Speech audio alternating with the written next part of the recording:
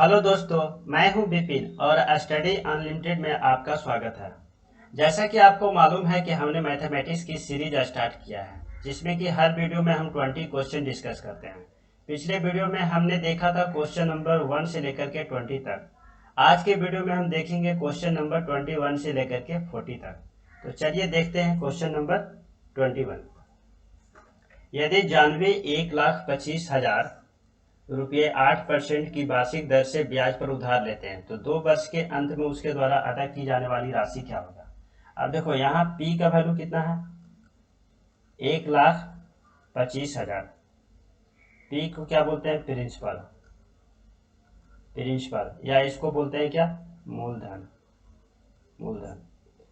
अब देखो 8% है, R का वैल्यू कितना है, 8%।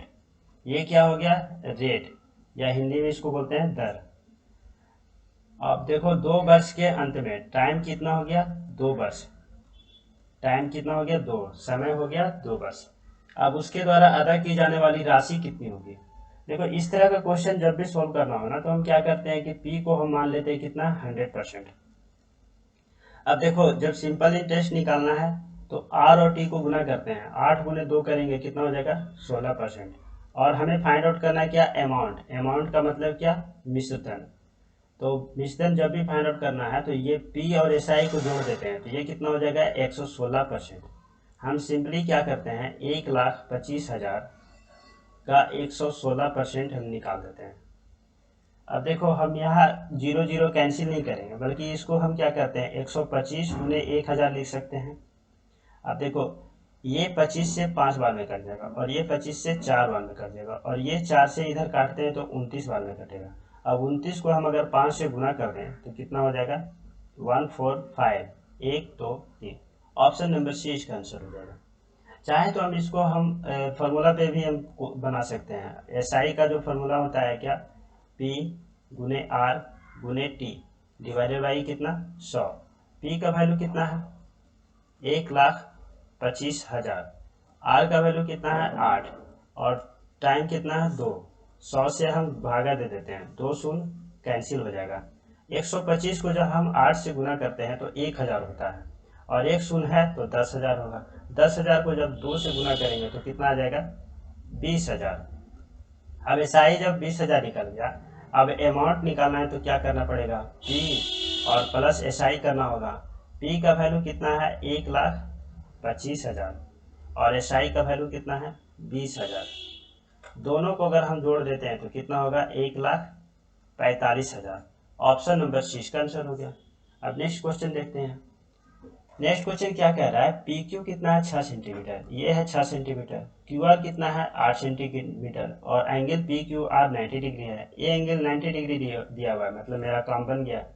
ये एंगल 90 डिग्री है, इसका मतलब ये कौन सा ट्रायंगल है, राइट एंगल ट्रायंगल। इसको क्या बोलते हैं, समकोण त्रिभुज। और समकोण त्रिभुज में क्या होता है कि ये परपेंडिकुलर है, ये बेस है, तो ये जो हाइपोटेनस होता है इसके लिए क्या करते हैं, 6 का स्क्वायर और 8 का स्क्वायर, और इसको रूट निकाल देना है।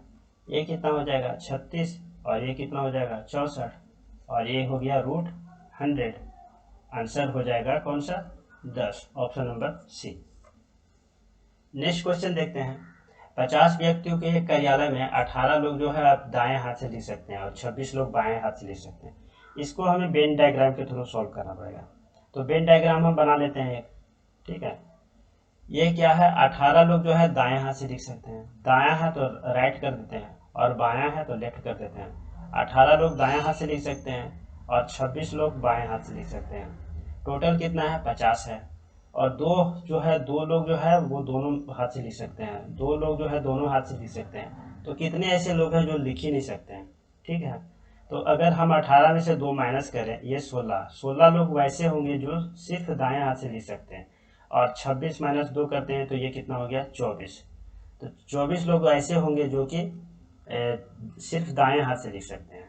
तो अब 16 लोग जो सिर्फ दाएं हाथ से लिख सकते हैं, 2 लोग दोनों हाथ से लिख सकते हैं, और 24 लोग जो हैं सिर्फ बाएं हाथ से लिख सकते हैं। मतलब टोटल लिखने वाला कितना हो गया 16 और 24 कितना 40 और 2 कितना 42, टोटल 42 लोग ही हैं जो कि लिख सकते हैं, बाकी 8 लोग जो होगा वो नहीं लिख सकते हैं। तो ऑप्शन नंबर ए इसका आंसर हो जाएगा।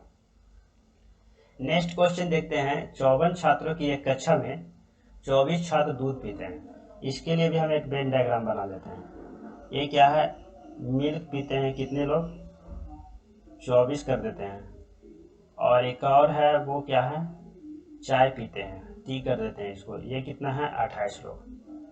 अब 8 छात्र जो है कुछ नहीं पीते हैं, टोटल कितना है 54, और 8 छात्र कुछ नहीं मतलब पीते हैं, मतलब टोटल पीने वाले कितना हो गए 46। अब देखो ये जो है फाइंड आउट करना है, मालूम करना है कि कितने छात्र दूध और चाय दोनों पीते हैं। हम इसको x मान ले रहे हैं, तो ये जो 24 माइनस एक्स होगा वो क्या होगा, 24 माइनस एक्स जो होगा सो सिर्फ दूध पीने वाले होंगे, और 28 लोग माइनस एक्स करेंगे तो ये सिर्फ चाय पीने वाले हैं।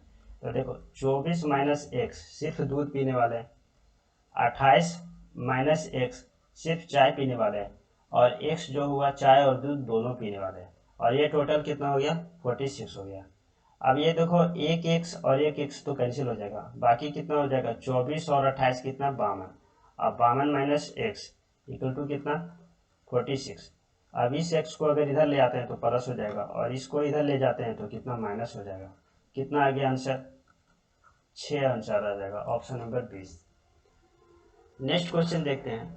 एक साइकिल चालक 8 किलोमीटर दूरी 15 किलोमीटर पर प्रति घंटे से और 4 किलोमीटर जो है 20 किलोमीटर प्रति घंटे से चलता है, तो क्या फाइंड आउट करना है औसत चाल। चलो इसके लिए एक हम डायग्राम बना देते हैं ऐसे थोड़ा सा। ये जो डिस्टेंस है ना हम इसको 8 मान ले रहे हैं, और ये जो डिस्टेंस है इसको हम 4 मान ले रहे हैं। अब ये कैसे चल रहा है 15 किलोमीटर पर आवर, ये 8 किलोमीटर हो गया, ये 4 किलोमीटर हो गया, और ये जो है 20 किलोमीटर पर आवर के रफ्तार से चलता है। अब औसत चाल निकालना है, तो औसत चाल निकालने के लिए क्या करना पड़ेगा, टोटल दूरी और टोटल समय निकालना पड़ेगा। अब टोटल दूरी की हम बात कर लें तो ये 8 हो गया और प्लस प्लस कितना 4 हो गया, और समय की बात करें तो कितना हो जाएगा 8/15 और 4/20। अब हम क्या करते हैं, ये तो 8 4 12 हो गया, 15 और 20 का एलसीएम अगर हम लेते हैं तो कितना 60 होगा, ये कितना हो गया 32, और ये कितना हो जाएगा 12, मतलब कितना हो गया 12 और इधर हो गया 44 और गुने ऊपर में 60। अगर इसको हम 11 से काट देते हैं और इसको हम 3 से काट दे रहे हैं, कितना हो गया 180/11, एक बार में लग जाएगा, फिर 70 आ गया, 6 बार में लग जाएगा, फिर 4 आ जाएगा 40, फिर 3 से लगेगा 33, फिर 70 आएगा, फिर 6 आएगा, ऑप्शन नंबर 20 का आंसर हो जाएगा। नेक्स्ट क्वेश्चन देखते हैं। जैक एक पोशाक को 1440 रुपये में बेचता है और 20% का लाभ होता है, पोशाक का क्रय मूल्य निकालें। इस तरह के क्वेश्चन में हम क्या करते हैं, जो क्रय मूल्य होता है उसको हम क्या करते हैं 100% मान लेते हैं। अब देखो 20% लाभ हो रहा है, लाभ कितना हो रहा है 20% हो रहा है, तो जो विक्रय मूल्य होगा ना, वो विक्रय मूल्य जो होगा वो कितना हो जाएगा, क्रय मूल्य प्लस लाभ, ये कितना हो गया 120% हो जाएगा। अब क्या करते हैं कि 120% का वैल्यू कितना दिया हुआ है 1440, तो पोशाक का क्रय मूल्य निकालना है, मतलब 100% निकालना है। तो 120% जब 1440 है तो हमें 100% निकालने के लिए क्या करना पड़ेगा, 1440 को हम भाग दे देंगे कितना 120 से, और 100% निकालना है तो 100 से गुना कर देंगे। अब ये देखो एक शून्य से एक शून्य कैंसिल, 12 से ये कैंसिल, 12 हो जाएगा, आंसर कितना आ जाएगा 1200, ऑप्शन नंबर सी हो गया। नेक्स्ट क्वेश्चन देखते हैं 27। 3x प्लस इतना इक्वल टू इतना है, x का वैल्यू निकालना है। हम क्या करते हैं, इधर भी देख रहे हैं, इसमें भी x है, इसमें भी x है, x अगर हम कॉमन ले लेते हैं तो कितना हो जाएगा 3 प्लस 0.04 इक्वल टू कितना 0.608 हो जाएगा। अब देखो ये कितना है, x का वैल्यू अगर निकाले तो 0.608, और इधर कितना होगा 3.04, अब देखो दशमलव ऊपर 3 आ रहा है, नीचे 2 आ रहा है, तो हम ऐसे कर सकते हैं, ऊपर वाला 3 दशमलव अगर हटाते हैं तो नीचे में कितना आ जाएगा, 3 शून्य आ जाएगा, और नीचे वाला अगर 2 दशमलव निकालते हैं तो ऊपर भी 2 शून्य आ जाएगा। ये शून्य तो कैंसिल हो गया, और इससे ये कट जाएगा तो 2 हो गया। अब 2/10 तो 0.2, इसका आंसर हो जाएगा option number B. Next question देखते हैं। एक आयत का परिमाप जो है 24 सेंटीमीटर है और लंबाई है जो चौड़ाई की दुगनी है, तो उसका क्षेत्रफल फाइंड आउट करो। देखो आयत जो होता है इस तरह से होता है, और इसका जो परिमाप होता है, इसका परिमाप जो होता है 2 into L plus B. L क्या है, लंबाई है, और बी क्या है, चौड़ाई है। और इसका जो क्षेत्रफल होता है, इसका क्षेत्रफल होता है लंबाई गुने चौड़ाई। बस इतना पता होना चाहिए, इसके बाद सॉल्व हो जाएगा। अब देखो आयत का परिमाप 24 सेंटीमीटर है, तो देखो 2 into L plus B equal to कितना दिया हुआ है, 24 दिया हुआ है। लंबाई जो है, एल का जो वैल्यू है वो चौड़ाई की दुगनी है, मतलब 2b है। अब देखो एल का वैल्यू अगर हम इसमें पुट करते हैं तो यहाँ से कितना हो जाएगा, 2 इंटू एल का जगह पे 2b रखते हैं, और यहाँ पे प्लस b रखते हैं। अब इक्वल टू कितना हो गया, 24। अब देखो 2b और 1b, 3b हो गया, और 2 से गुना करेंगे तो 6b हो गया। 6b इक्वल टू कितना, 24। तो b का वैल्यू यहाँ से फाइंड आउट करते हैं, कितना, 4 आ गया। अब हम अगर यहाँ से एल का फाइंड आउट करना चाहें तो कितना होगा, दुगना है, एल इक्वल टू क्या है, 2b है, मतलब यहाँ कितना हो जाएगा, 8 हो जाएगा। और जब हम क्षेत्रफल का बात करें यहाँ से, तो एल गुने बी, मतलब 8 को कितना से गुना करना पड़ेगा, 4 से। ऑप्शन नंबर 20 का आंसर हो जाएगा 32। नेक्स्ट क्वेश्चन देखते हैं 29। अच्छा, इसमें एक चार्ट दिया हुआ है, ठीक है। दिए गए पाई चार्ट में शाला के छात्रों द्वारा बताए गए बाद यंत्रों को प्रदर्शित करती हैं, ठीक है। चार्ट को पढ़ें और उन पर आधारित निम्नलिखित प्रश्नों को उत्तर दें। तो क्या कर रहा है, दो छात्र गिटार बजाते हैं, उसका अनुपात वायलिन बजाने वाले छात्रों से कितना है। अब देखो गिटार के लिए कितना है, 25% है, और वायलिन बनाने वाले के लिए है कितना, 16%। तो जो इसका रेशियो होगा, अनुपात होगा, 25:16 हो जाएगा। ऑप्शन नंबर सी इसका आंसर हो जाएगा। नेक्स्ट क्वेश्चन देखते हैं कि यदि कुल छात्र 300 है, टोटल छात्र कितना बता रहा है, 300 है, तब तबला बजाने वालों तथा बीना बजाने वालों के बीच का अंतर। अब देखो तबला बजाने वाला कितना है, 29% है, और बीना बजाने वाला कितना है, 30% है। अब दोनों का अंतर अगर हम देखें तो कितना है, 1%। अब टोटल दिया हुआ है कितना, 300 टोटल दिया हुआ, मतलब 100% जो है वो कितना, 300 है। अब 1% निकालना है तो क्या करेंगे, हम 100 से भाग दे देंगे, मतलब कितना इसका आंसर हो जाएगा, 3 इसका आंसर हो जाएगा। ऑप्शन नंबर सी लगा देंगे। नेक्स्ट देखते हैं क्वेश्चन नंबर 31।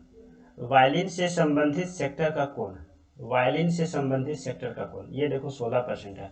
अब देखो ये टोटल कितना होता है, टोटल होता है 100%, और ये किसके इक्वल है, 360 डिग्री के इक्वल है। अब हमें 16% का निकालना है कि ये किसके इक्वल होगा।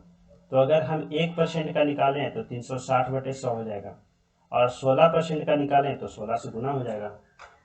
एक शून्य से एक शून्य तो जा रहा है। अब देख रहे हैं 36 को अगर 16 से हम गुना कर लेते हैं तो कितना हो जाएगा, 6 छक 36, 216 और 36, 6 हो गया, 7 हो गया, और ये कितना, 5 हो गया, कितना आ गया, 57.6 इसका आंसर हो जाएगा। ऑप्शन नंबर सी इसका आंसर हो जाएगा। नेक्स्ट क्वेश्चन देखते हैं क्वेश्चन नंबर 32। यदि 7 पेज प्रतिदिन पढ़े जाएं तो एक पुस्तक 40 दिन में पढ़ी जा सकती है। 7 पेज अगर प्रतिदिन पढ़ा जा रहा है तो 40 दिन में, मतलब टोटल अगर पेज की बात करें तो 7 गुने 40 है। अब यदि एक पुस्तक 8 दिन में पूरी पढ़नी है, तो 8 दिन में पढ़नी है तो 8 से इसको भाग दे दो, 8 × 5, कितने दिन में पढ़ लेंगे, 35 दिन में। ऑप्शन नंबर ए इसका आंसर हो जाएगा। नेक्स्ट क्वेश्चन देखते हैं 33। कितने समय में 8,750 रुपये का साधारण ब्याज 8% की वार्षिक दर से मूलधन का 6/25वां भाग होगा। देखो इस तरह का क्वेश्चन हम बताएं कि P = 100 मान लो, 100% मान लो, 100 भी मान सकते हो। मूलधन का अब जो SI है, साधारण ब्याज है, सिंपल इंटरेस्ट जो है, वो मूलधन का कितना है, 100% का कितना है, 6/25वां भाग है। 6/25वां भाग है, 25 से ये कटेगा तो 4, मतलब टोटल कितना आ रहा है, 24% आ रहा है। ठीक है, SI आ गया 24%। अब क्या कह रहा है कि कितने समय में, टाइम फाइंड आउट करना है जबकि आर दिया हुआ है। तो एस आई क्या होता है, एस आई होता है टाइम और आर का ही गुणनफल होता है। तो ये है 24% और ये कितना 8% है, ये है 24%। टी हमें निकालना है, ये आर दिया हुआ है 8 और ये है 24, तो टी का वैल्यू कितना हो जाएगा 24/8, 3 हो जाएगा, 3 साल हो जाएगा, 3 वर्ष। इसको इस तरह से भी निकाल सकते हैं, इसके फॉर्मूला पे भी निकाल सकते हैं। ठीक है, नेक्स्ट क्वेश्चन देखते हैं। X square plus Y square equal to 25 है और वाई इक्वल टू 2x है, तो x का वैल्यू निकालना है। हम क्या करेंगे, y का वैल्यू 2x यहाँ पुट कर देंगे। अगर यहाँ पुट करते हैं तो कितना हो जाएगा X square plus Y square और इसका रूट दिया हुआ है कितना 25 दिया हुआ है। हम इसको लिख सकते हैं X square plus Y square, अगर हम रूट को हटा देते हैं तो कितना हो जाएगा 625, 25 का स्क्वायर 625 हो जाएगा। और देखते हैं y का वैल्यू अगर हम 2x रखें, 2x रखें तो 2x का स्क्वायर हो जाएगा और इधर कितना है x का स्क्वायर और ये कितना होगा 625। x का स्क्वायर और ये कितना है 4x स्क्वायर इक्वल टू कितना 625, ये कितना हो गया 5x स्क्वायर इक्वल टू 625। अगर x स्क्वायर की बात करें तो कितना है 125 और अगर x की बात करें तो रूट 125 हो जाएगा। इसको हम 5√5 भी लिख सकते हैं, लेकिन आंसर तो इतना ही दे रहा है, रूट ऑप्शन में रूट 125 ही है, तो हमें कुछ करने का जरूरत नहीं है। ऑप्शन नंबर सी इसका आंसर हो जाएगा। नेक्स्ट क्वेश्चन देखते हैं कि एक बस जो है 1 घंटे में इतना किलोमीटर दूरी तय करती है, तो यह इतना घंटे में कितना दूरी तय करे। सिंपल सी बात है कि 1 घंटे में अगर 12 है 12×5 = 60 है, तो कितना हो गया 62/5 किलोमीटर दूरी तय करती है। ठीक है, तो ये टाइम कितना है 4 दूनी 8 और 3 11/4, 11/4 घंटा है। तो हम क्या करेंगे 62/5 को 11/4 से गुना कर देंगे। ठीक है, अब ये कितना आ गया 31 आ गया और ये कितना आ जाएगा 2 आ जाएगा। 31 को अगर हम गुना ये कर ले तो 31 1 4 और 3 341 आ गया बटे 10, मतलब कितना आ गया 34.1। Option number B. या फिर इसको हम ऑप्शन से भी कर सकते हैं कि 1 घंटे में जब 12 किलोमीटर अप्रोक्स में जा रहा है तो 2 घंटे में कितना 24 किलोमीटर अप्रोक्स में जाएगा। तो 24 किलोमीटर अगर हम यहाँ पे ऑप्शन में देखें तो 24 किलोमीटर के नज़दीक तो कोई नहीं है, ये भी नहीं है, ये भी नहीं है और ये भी नहीं है, तो ऑप्शन नंबर डी ही इसका आंसर हो गया। नेक्स्ट क्वेश्चन देखते हैं। यदि A/B जो है A/B जो है वो 2:5 है और B/C जो है 3:4 है, तो A/C निकालना है। ठीक है, हमें क्या करना पड़ेगा, B का जो रेशियो है उसको सेम करना पड़ेगा। अगर A है और ये B है और ये C है, A/B है ये 2 है और ये कितना है 5 है। अब ये कितना है B/C है, ये 3 है और ये कितना है 4 है। हमें दोनों को रेशियो सेम करने के लिए क्या करना पड़ेगा, B का रेशियो सेम करने के लिए यहाँ से 3 से गुना करेंगे, यहाँ भी 3 गुना करना पड़ेगा, यहाँ 5 गुना करेंगे, यहाँ भी 5 गुना करना पड़ेगा। अब यहाँ देखते हैं तो 2 को 3 से अगर गुना करते हैं तो कितना हो गया 6, 5 को 3 से गुना कर रहे हैं तो कितना 15 और ये कितना हो गया 4 को अगर 5 से गुना कर रहे हैं तो 20। तो जो A और B और C का जो रेशियो होगा 6:20 होगा। और फाइंड आउट करना है क्या A/C। तो A/C जब C फाइंड आउट करना है तो कितना हो जाएगा, A का वैल्यू 6 और इसका कितना 20, तो 2 से करते हैं तो 3 रेशियो कितना हो जाएगा 10। ऑप्शन नंबर 20 का आंसर हो जाएगा। नेक्स्ट क्वेश्चन देखते हैं। एक विद्यालय में 1200 छात्र हैं, उसके आगमन के वाहनों के बारे में पूछा गया तथा प्राप्त सूचनाओं को निम्न पाई चार्ट द्वारा दर्शाया गया है। तो सूचना के आधार पर ज्ञात करना है कि कितने छात्र कार द्वारा आते हैं। अब कार से कितना आ रहा है 125 डिग्री। ठीक है, तो देखो टोटल कितना होता है 360 डिग्री और 360 डिग्री किसके इक्वल है 1200 छात्र, टोटल 1200 छात्र हैं। अब हमें फाइंड आउट करना है कि 150 डिग्री किसके इक्वल होंगे। तो क्या करना पड़ेगा 1200 में भागा देना पड़ेगा कितना 360 से और गुना कितना करना पड़ेगा 150 से। अब देखो 360 से जब हम भागा देते हैं तो कितना आ जाएगा, ये 1 शून्य से 1 शून्य कट रहा है। अब 120 है और यहाँ 36 है, चलो ऊपर में हम 12×10 लिख दे रहे हैं, तो 12 से इसको भाग दे रहे हैं तो 3 आ रहा है और 3 से इसको भाग दे रहे हैं तो कितना 50 आ रहा है। और 50 को अगर 10 से गुना करते हैं तो कितना हो जाएगा 500। तो ऑप्शन नंबर सी इसका आंसर हो जाएगा। नेक्स्ट क्वेश्चन देखते हैं, क्वेश्चन नंबर 38। यदि एक 12 मीटर लंबी छड़ को 25 बराबर भागों में बांटा जाता है तो प्रत्येक भाग की लंबाई, देखो 12 मीटर है तो इसको हम सेंटीमीटर में बदल देते हैं, 100 हो गया। और इसको 25 बराबर भाग में बांटना है तो 25 से हम भाग देते हैं, कितना हो गया 4। 48 क्या हो जाएगा, सेंटीमीटर हो जाएगा। ऑप्शन नंबर 20 का आंसर हो जाएगा। यहाँ mm कर दिया है, ठीक है, इसको ध्यान से देखेंगे नहीं तो गलत भी कर सकते हैं इसमें। नेक्स्ट क्वेश्चन देखते हैं। Sec theta minus tan theta equal to 1/3 है, तो sec theta plus 1 tan theta बराबर क्या होगा। इसको तो डायरेक्ट कर सकते हैं इसे, क्योंकि देखो दोनों एक दूसरे के क्या होता है, बिल्कुल अपोजिट होता है। ये अगर 1/3 है तो वो जो होगा 3 होगा, अगर ये 3 होता तो ये 1/3 होगा। इसके लिए देखते हैं, एक फार्मूला होता है क्या, sec square theta minus tan square theta equal to क्या 1 होता है। अब देखो एक और फार्मूला हम लोग जानते हैं क्या, a square minus b square equal to क्या होता है, ए प्लस बी और ए माइनस बी। अगर इसका प्लस हम देखें तो ये कितना हो जाएगा, सेक थीटा का स्क्वायर और टेन थीटा का स्क्वायर, ये कितना हो जाएगा, sec theta plus tan theta, और ये कितना हो जाएगा, sec theta minus tan theta equal to 1।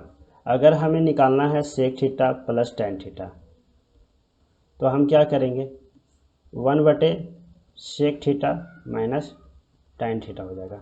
और अगर हमें sec theta minus tan theta निकालना हो, अगर हमें sec theta minus tan theta निकालना हो तो कितना हो जाएगा, 1/सेक थीटा प्लस टेन थीटा। मतलब एक दूसरे के क्या होगा, बिल्कुल ये हो जाएगा।